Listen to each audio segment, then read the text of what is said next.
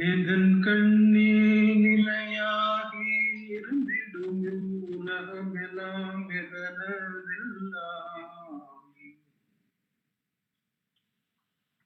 எதனின்று அனைத்துலகும் எழுமோ மற்றிவையாவும் எதன் பொருட்டாம் எதனாலே வையமெல்லாம் எழுந்திடும் எல்லாமும் இதுவேயாகும் அதுதானே உளபொருளாம் சத்தியமாம் அச்சொருவும் அகத்தில் வைப்பாம்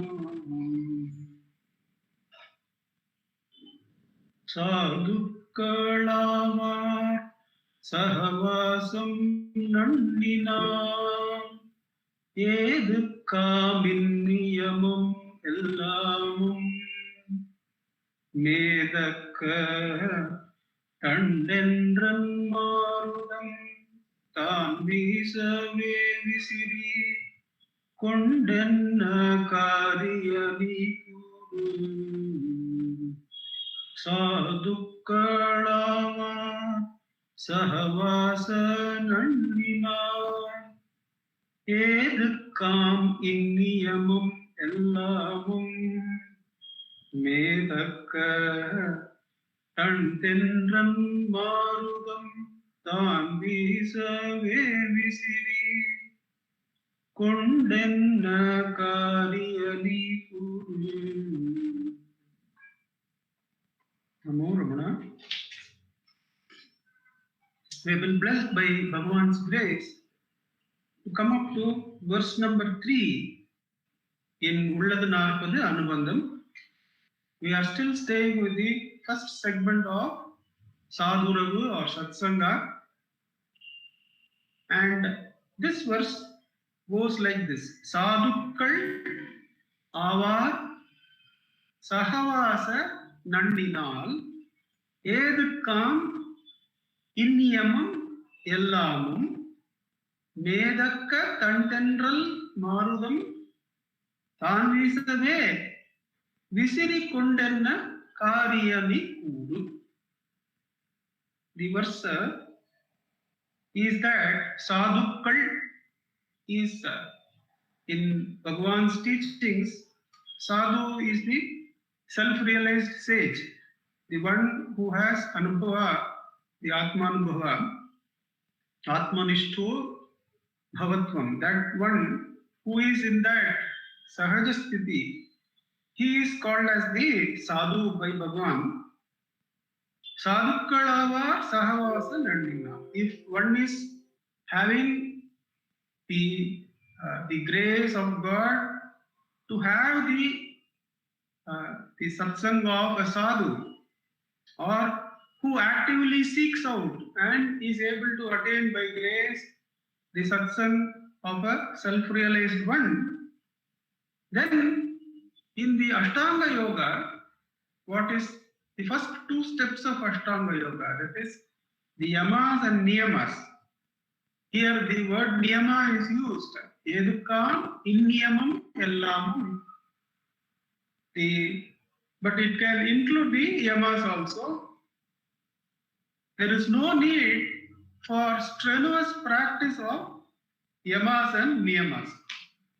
Yamas are, of course, the external ethics that one needs to have when one comes in contact with others in the society.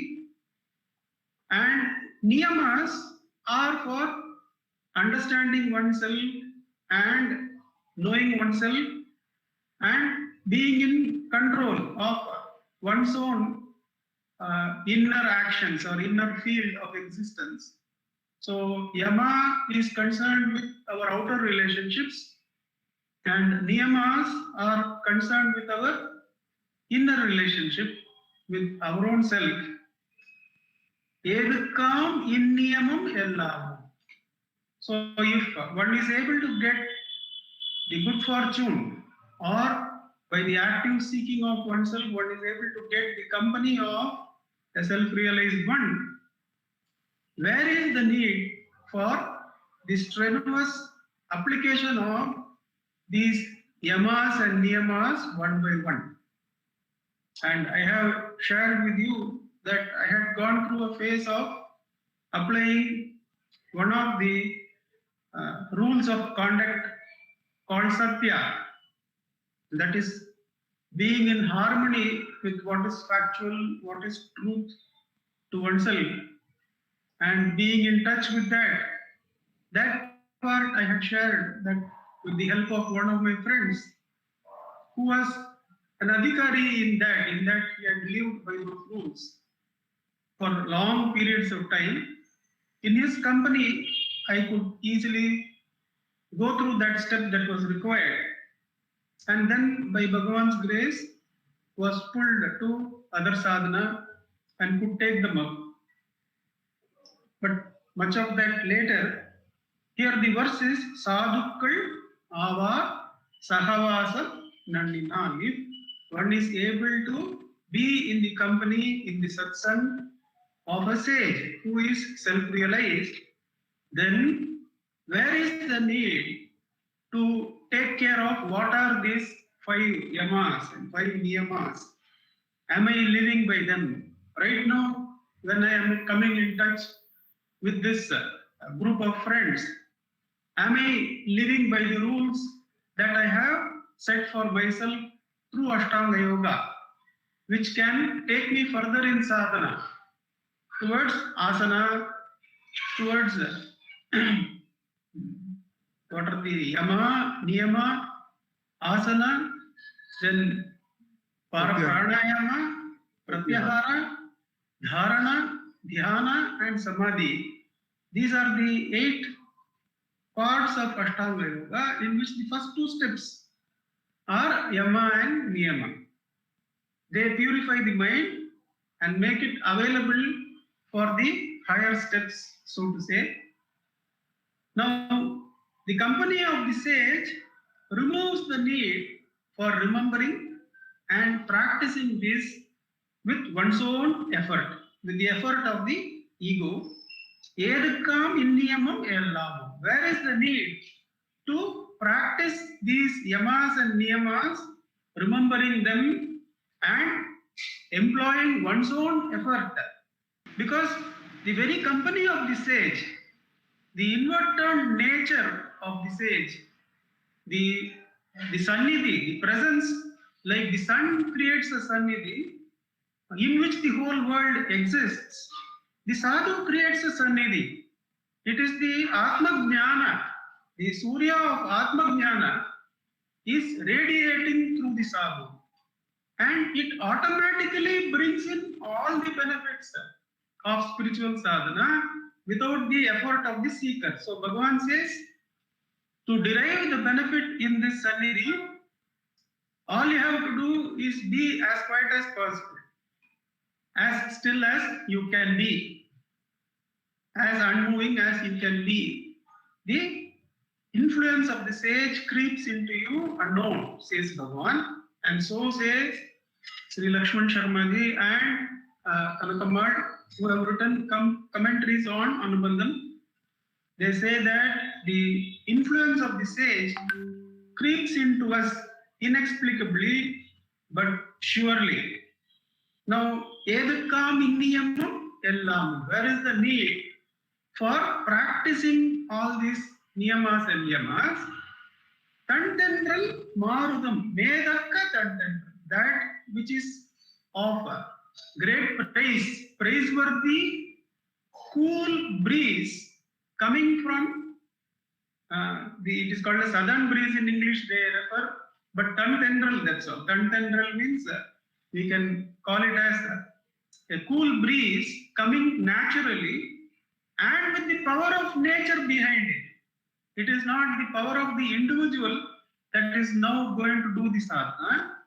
The whole power of nature is bringing us the sadhana, and effortlessly one is going to live these yamas and niyamas automatically and beyond. And where yamas and niyamas cannot go, there too the sannidhi of the sadhu is going to take us. So how is this compared? It is compared to when the cool breeze is blowing, where is the need to hold a handheld fan and do like this? What you are going to get will be limited, and there will be a waste of energy, and you will feel unnecessarily proud that you have brought the breeze to yourself. Whereas in the other, you will clearly understand that without doership, and when your doership has been put aside, the influence of the sage, which is not different from the influence of Ishvara, influence of God. By the influence of God, one has corrected oneself. So there is no feeling of pride in the spiritual change that comes to oneself in the Sannidhi of the Sadguru. In the Sannidhi of the Sadguru, even one observes, oh, these things I was not doing before, these rules I was not observing, but by Bhagavan's grace, now these have come into my life. The Bhagavan's grace comes into one's understanding automatically because we have not planned, we have not written down those rules and observed them one by one. But does that mean that this Atma Vicharam or the Sannidhi of the Sadguru means a carefree and do what you may kind of behavior? Absolutely not, says N.R. Krishnamurti Iyer. And he brings to us and to our focus that he makes from Bhagavan himself. N.R. Krishnamurti Iyer, he observes Bhagavan in his day-to-day life, in his day-to-day activities, and he comes to certain findings which are totally conclusive that spiritual life does not mean a careless living. On the contrary, spiritual life, in whichever way fructified, in whichever way we come upon the spiritual truth, it automatically should bring in the yamas and niyamas in our inner living and in our relationship with the, within inverted commas, others.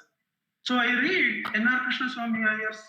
Krishnamurti Iyer's account as to what he saw in Bhagavan, the Bhagavan who is Achala in all his teachings, the Bhagavan who is Atmanishta in all his teachings, the Bhagavan who is Ishvara and the self to all of us.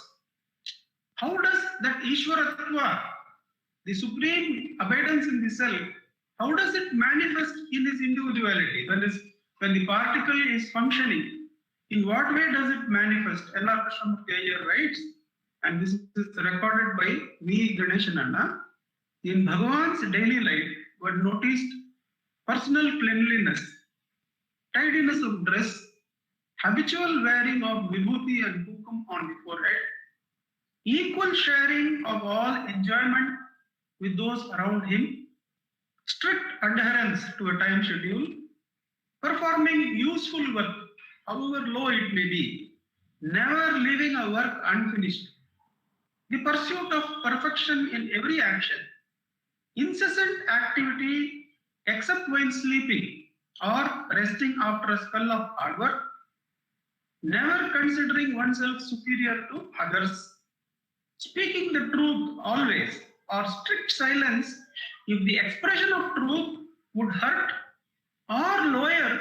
the reputation of others, perfect self-help, never asking another to do a piece of work which can be done by oneself, taking full responsibility for failure, if any, without shifting the blame on others, accepting success or failure with equanimity, never disturbing the peace of others, leaving the leaf plate clean after eating, complete non-interference in the affairs of others, never worrying about the future. These are the lessons Sri Ramana taught by example to his devotees, says N.R. Krishnamurti Iyer.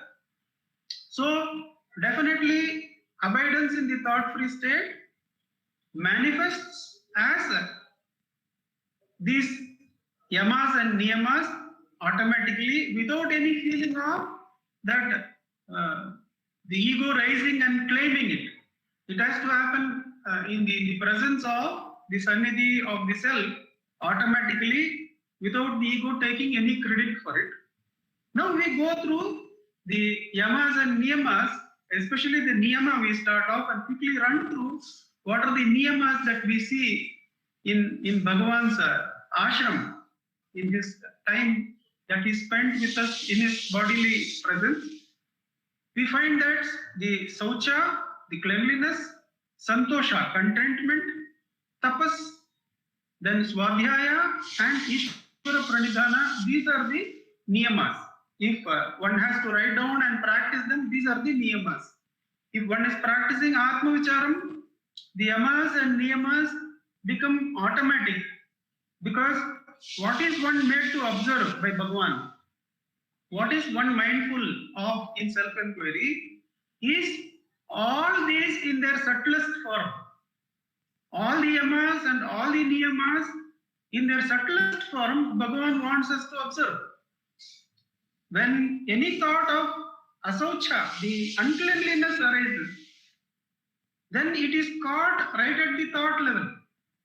Right as it arises, it is caught and it is seen. Then only it is let go. That is the practice of Atma Ucharam.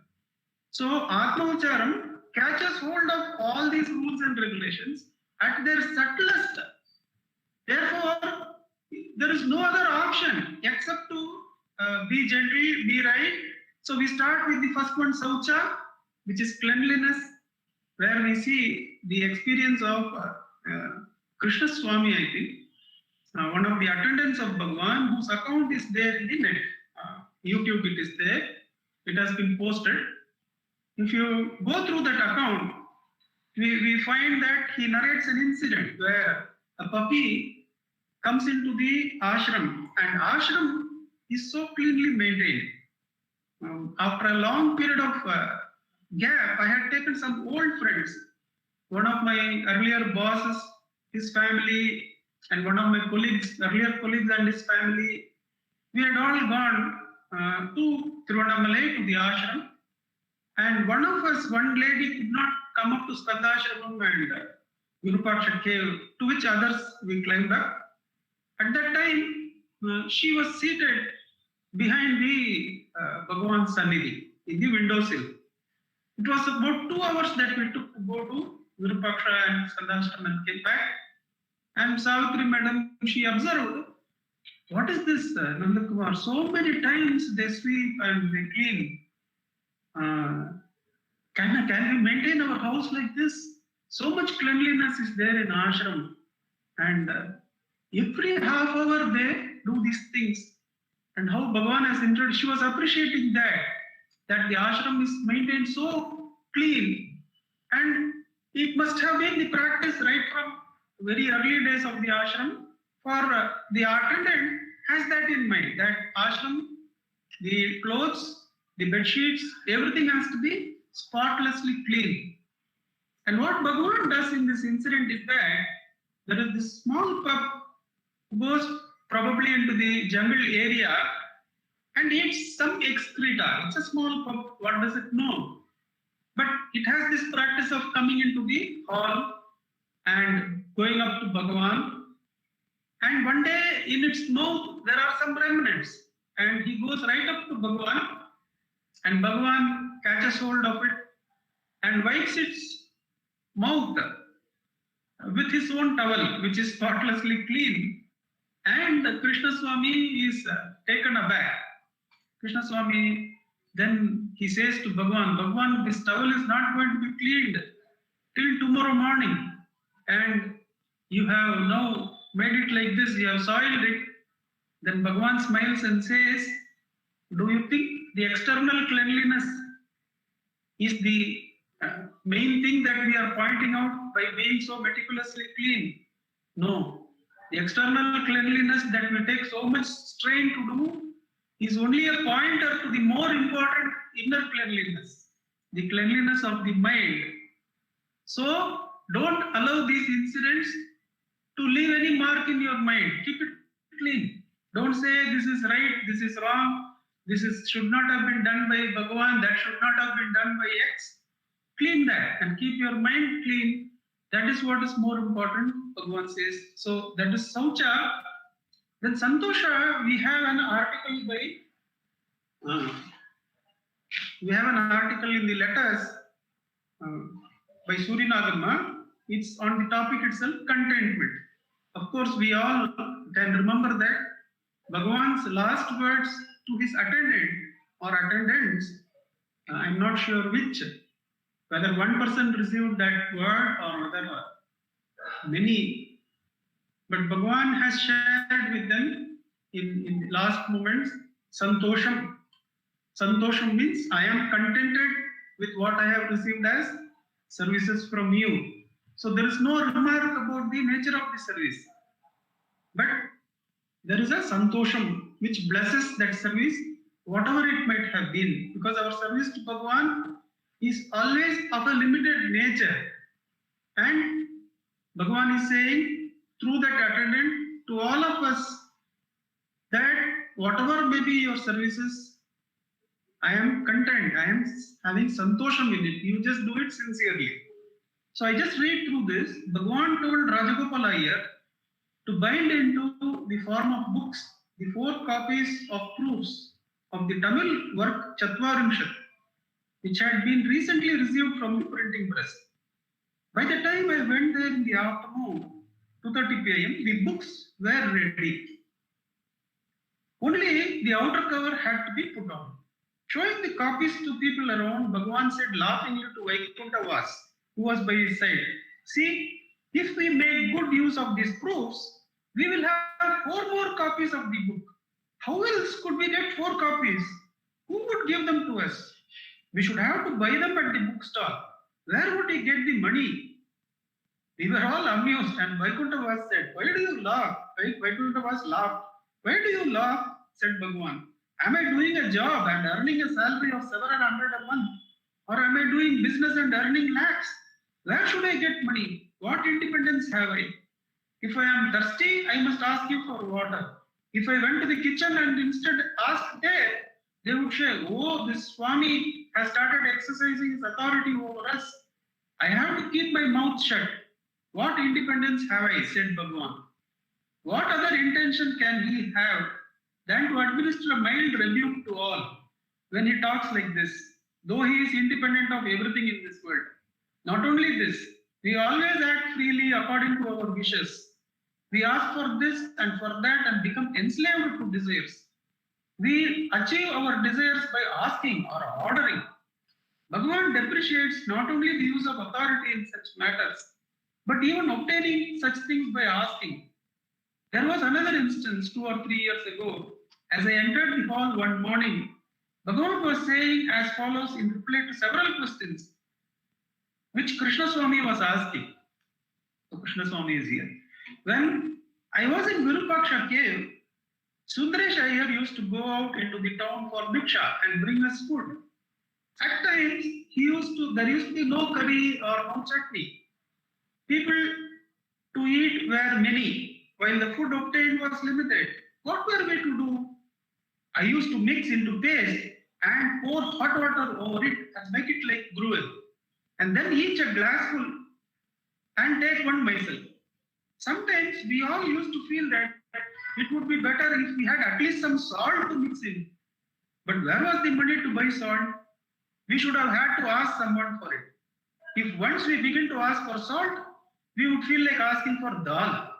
And when we ask for dal, we would feel like asking for payasam and so on. So we felt that we should not ask for anything and swallowed the gruel as it was. We used to feel extremely happy over such diet as the food was sattvic without spices of any kind. There was not even salt in it. Not only was it healthy for this body, but there was also great peace of mind. Is salt also one of those things that stimulates rajas? I asked. The writer says. Bhagavan, yes, what doubt is there?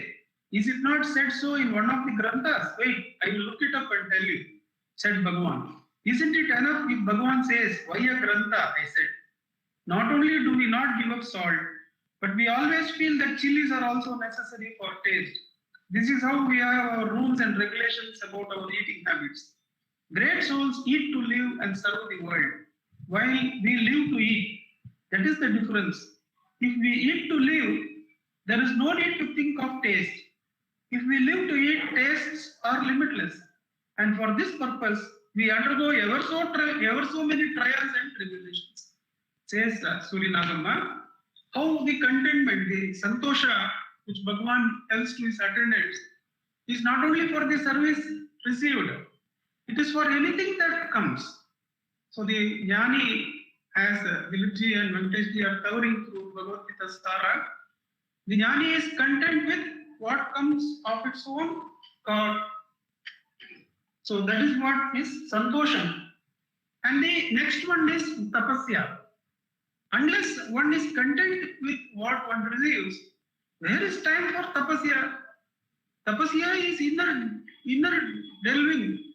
Now, if the needs of the body, the needs that we create through the mind, if they are only to be attended to and a lot of time has to be devoted, as Surinagama says, the more the variety you want, which psychologists also find today, that the more choices you have, the less happy you are, they have found. And they have got a lot of research in that area. The less choice you have, in fact, if you are compelled to have one, those people are the most happiest later they have found. There is research in the psychology field there about that. But coming back to Surinagama, she says the more the variety you want, the more trials and tribulations you have to go through. So naturally, less will be our energies for tapasya, the next niyama. But Bhagavan says, in the presence of sadhu, when he keeps speaking like this, where will be the need for multiplicity? The mind will automatically, so if in our homes, we bring Bhagavan, we bring his teachings, automatically we'll be sharing like this, and there will be presence of austerity, there will be presence of contentment, and from contentment, it will lead to tapasya or austerity. Of course, in Upadesha Saram, Bhagavan gives us the highest austerity as Mahadidam Tapo, Ahamapetakam, Nijavibhanakam, Mahadidam Tapo Ramanavadi. That the space where the ego is completely erased and where the truth is rising and shining of its own is the Mahat Tapas, is the highest of tapas. But we can say, therefore, the effort made to do Atma Vicharam is also tapasya, or any rule that we take from Bhagavan, any rule of living, like he has said to a devotee, you can read 26th chapter of Ribhu Gita, and the reading of it is direct samadhi. And let us say that we have great respect for that particular exchange, and we decide that from here on we are going to do Parayana of Ribhu Gita chapter 26 every day, morning and evening, some amount of times or one time. Now, that is tapasya. When Sampurnammal has received it from Bhagavan, there must be a lot of meaning why Bhagavan says, and when she says, what is the meaning? Says, don't worry about the meaning, just do Parayana. So hearing that exchange, reading that exchange in Bhagavan's history, in his Satcharita, I am greatly interested because I already like, let us say, Ribhu Gita a lot. So 26th chapter I take it up to do regular Parayanam. Now that is a tapasya, let us say. That is tapas. What happens in this tapas is that, very interestingly, it leads us to the next niyama. For instance, we have this story of Eknath, which brings us to one of the tapasyas that we can have. Let us say one has the tapasya of not to yield to anger, not to yield to anger. In his case, Eknath's case, somewhere down earlier, I think we have shared this, but these are incidents which can be gone over many times. Similar story is there with Tiruvalluvar also, but we'll take only Eknath today. Eknath has this, he is a normal businessman in his outer relationship, and internally is a great Ramabhakta. And in the society with which he is connected, he has earned great reputation as a reliable source of peace and reliable businessman who has a high level of ethics. Now, this reputation disturbs a young businessman who sees him, and he wants to prove to the society that Eknath's calmness, the peace that he apparently displays, is very shallow. So he decides in his good mind that he is going to spit on Eknath's face as soon as he comes out of Snana. Because Eknath has this habit of going to that lake for bathing. And as usual, Eknath does that and he comes out. And this boy, he goes and spits in his face. Eknath just turns and goes and takes bath again and comes again, because the boy has decided, I will do at least 100 times. Now, by the time he comes to 50, 60, I suppose, he gets tired and he is able to feel his karma. See, when we are tired, we are able to feel our action. When we are strong, we don't even know whether we are causing injury or bringing happiness. We are just acting. This boy getting tired with having spat on the face for so many times, then he realizes what he is doing. But having committed to himself, he goes through. Eknath just goes, takes bath and comes. And finally, the boy falls at his feet. That much tiredness has come to him. And he asks, how is it that I have done such a lowly act for you, and you have not even smirked? You have just gone back and taken bath and come. Then Eknath tells, see, the niyama I am following is that Rama is inside me, and he is inside me only so far as my mind is pure. Now, when you spit on my face, if I get angry, Rama goes away. Just for your sake, why should I lose the one who is everything? Why should I lose everything? Therefore, and after all I have to do is go back to the holy river again, holy Tirtha, and take one more dip. So why I will lose Rama for some action done by you? That is all. There is no other secret to this. Now that tapasya, as it becomes continuous, let us say we decide to observe our anger at these auto people who say, no, we will not come. We have, amongst our friends, we have done that experiment, and 7, 8 autos, when they don't come, the mind starts getting irritated.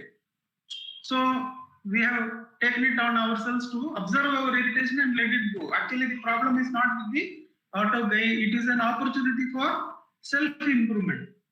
Now, slowly what happens is, with tapasya, with continuity of tapas, we understand it was never about the object. It was never about the activity we are following.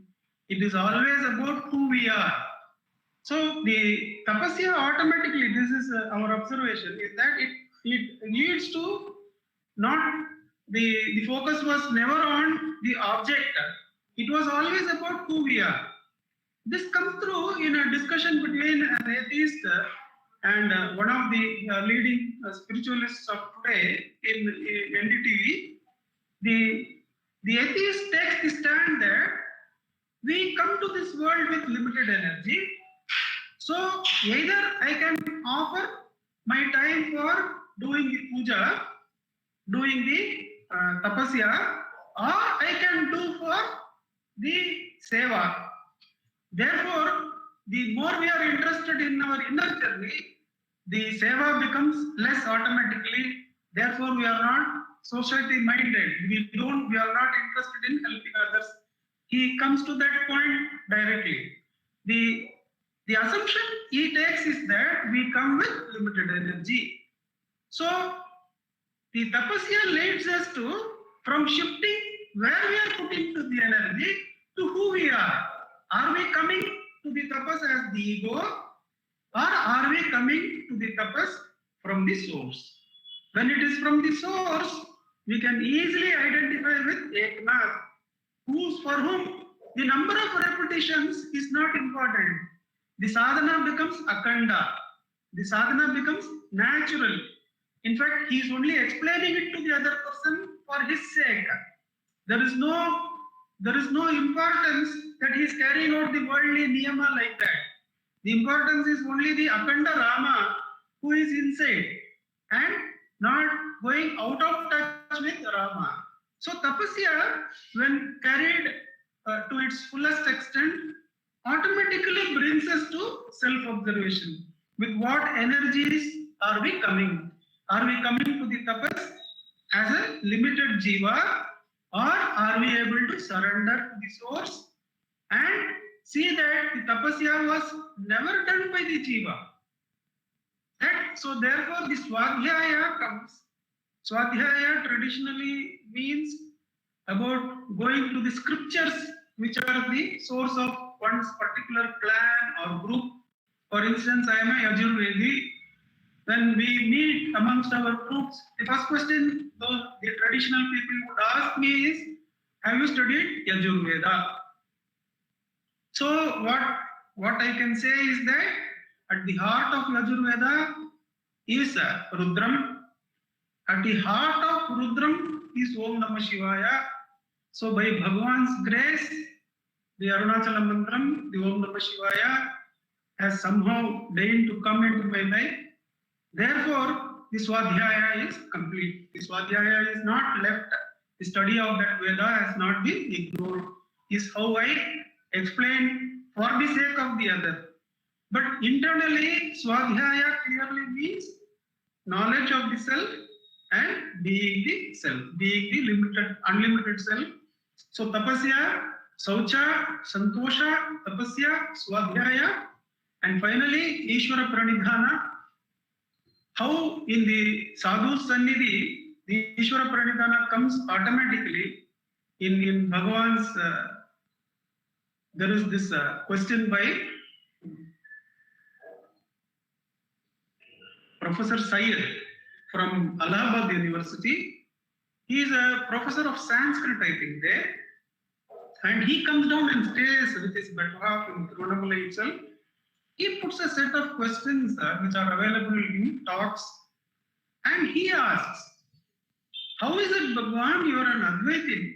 How have you chosen to write these verses on Arunachala? Bhagavan says the poem, the writer of the poem and the one praised, the Stuti, they are all the self. They are all only the Atma. Professor Syed is not diverted. He says, let that all be, then everything is Atma. You could have sung on anything. Why have you chosen this particular hill to praise? You are an Advaitin. You say that there is nothing, Ekameva Dvitiyam. Then how you can say this particular hill is praiseworthy like this? Then Bhagavan says, you can identify the self with the body, with the small 6 feet frame, and say that Atma is this body.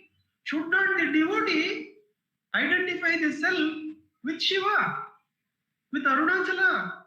What is wrong with that? And has Arunachala not brought you all here? It says, how have you all gathered here?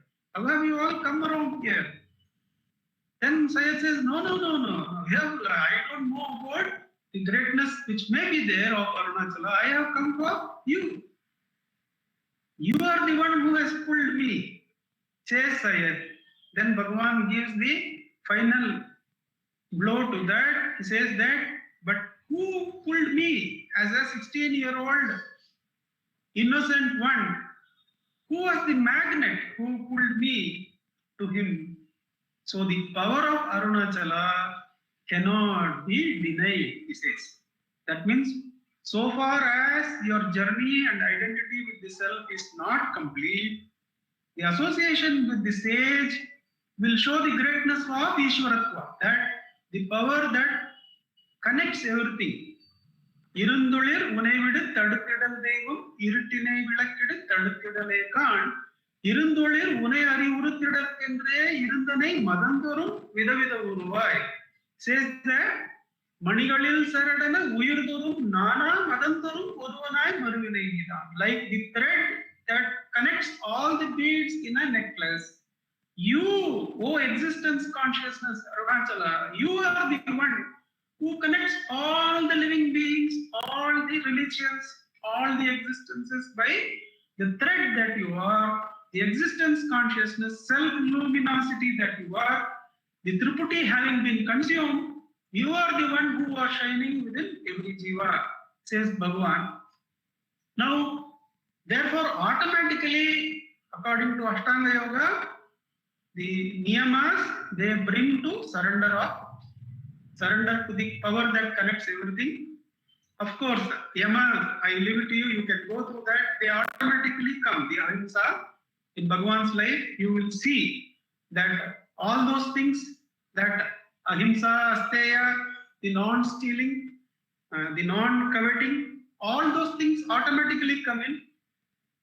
So not only, that's what N.R. Krishnamurti points out, that not only the niyamas, not only the inner victories, but the outer relationships are also by the yamas that have been suggested by the Ashtanga Yoga. Now, one point to take from yamas and niyamas for us, though we don't need to go into them and apply them and bring them one by one. One clue that comes through very clearly is that the inner victories have to precede the outer. That unless one understands oneself, unless the inner journey is deeper and deeper, the outer journey or outer relationships will always be superfluous. So far as the inner journey is complete, then the outer is also complete. The relationships are from the same light. Professor Swaminathan says that I was feeling that all these relationships, my relationship with English, my relationship with wife, my relationship with past students, present students, will all be taken away by Bhagavan. But no, they were not taken away. They are now revealed in a new light. The Atma Jnana that Bhagavan has given has revealed that all of them are only to come towards the Atma. All those relationships have got a new meaning now. So the sage's company, it brings new light to what we have seen the earlier. Though the circumstances, the situation may remain the same, the approach, the understanding is completely transformed by the presence of the sage. That is why when someone asks, should I not take sannyasa? Bhagavan says, what can be done in the forest can be done here. So that is what we have to take from Bhagavan, that with surrender to Bhagavan, when we practice Atma Vicharam, and of course our past secretary has said that the temple itself, the shrine in Mekri Circle was constructed so that we could have the Sannidhi of Bhagavan, so that we all could have the Sannidhi of a Jnani. He says that, and when we go to the shrine there in the Mekri Circle, where I was this week, to sit before Bhagavan's Sannidhi there is absolutely no difference to sitting in front of the Sannidhi in Ramanashram. So much kindness Ramana Shakti has that it manifests in that shrine, and the company of the Jnani can be had there. If we don't want to trust human beings, can trust in Bhagavan, surrender to him and take Atma Vicharam, then all these yamas, niyamas, all those are automatic and without the impurity of ego claiming any credit, they are there. Shall we sit for 10 minutes practice?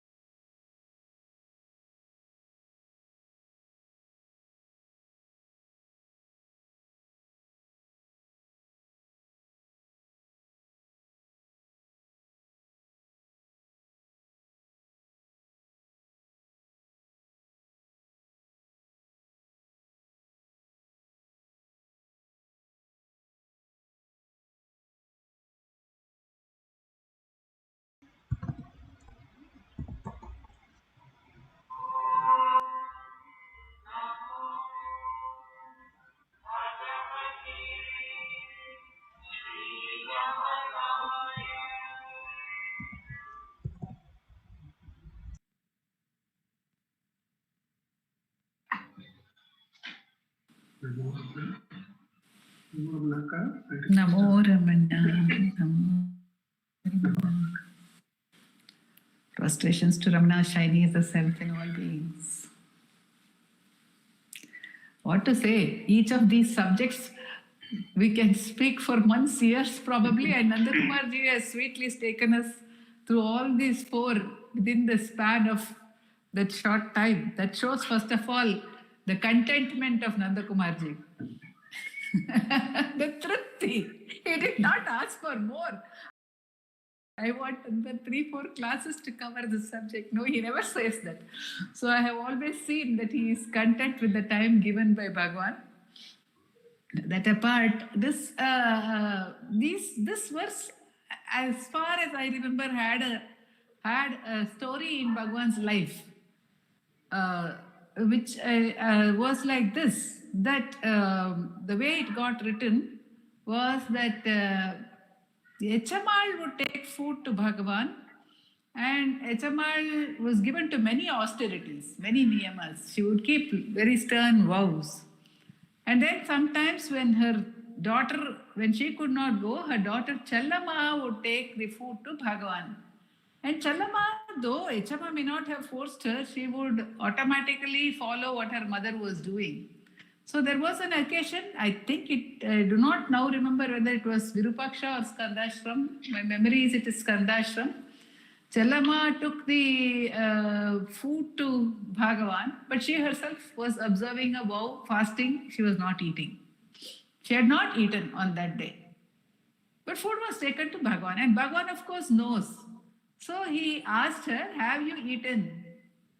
So she said, "No, Bhagavan, my mother is fasting, I am also fasting." So he says, "How can I eat?" I told her, "How can I eat if you do not eat?"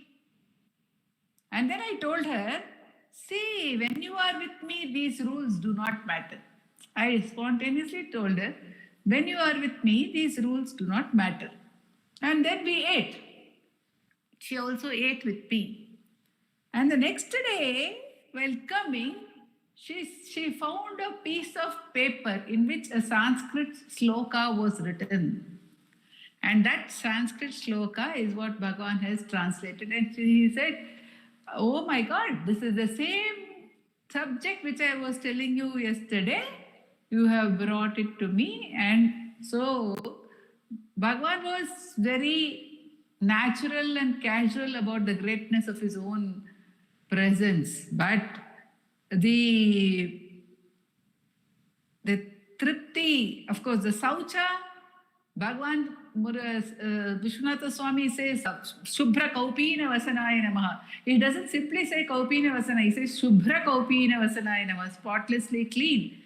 And we know that Bhagavan, even when there was a person in whom no good could be found, and they had come to Bhagavan on his demise, wondering what good he would find in him, and Bhagavan said he was spotlessly clean. So he would wash his dhoti. And Kanakama said that Shraddha, that cleanliness, is Bhagavan would say, if you do not show Shraddha externally in your life, you may show a Shraddha in your practice also. If you're not careful, if you're not attentive, if you do not give your full to everything that you do. And so Bhagavan would encourage or himself follow all the niyamas and encourage people to follow the niyamas. It seems Kunjuswami had shared with Nochuranna that if they do not wear vibhuti, they would not sometimes wear vibhuti because they were in a hurry to come to Bhagavan. After having a bath, they were so much in a hurry. Then he would point it out to them. Why have you not worn the vibhuti? So it is there. And in our Krishnamurti Ayer's account, we see that. And the joy of Bhagavan, what to say, Sadanandaya Namaha. And for those in Bhagavan's presence, there was a question of anything other than being in that santosha. Kanakama says life was very, very difficult. Very difficult. Morning they would get up, there was no water, no clean water to have a bath. If you missed that one time where you had to be the first in the queue. The rest was only mud. Little bit of clear water would come on top after the sedimentation in the well. Beginning with that, she says the clothesline might have a snake on it. So you have to tap it and then it will fall and all these things will happen.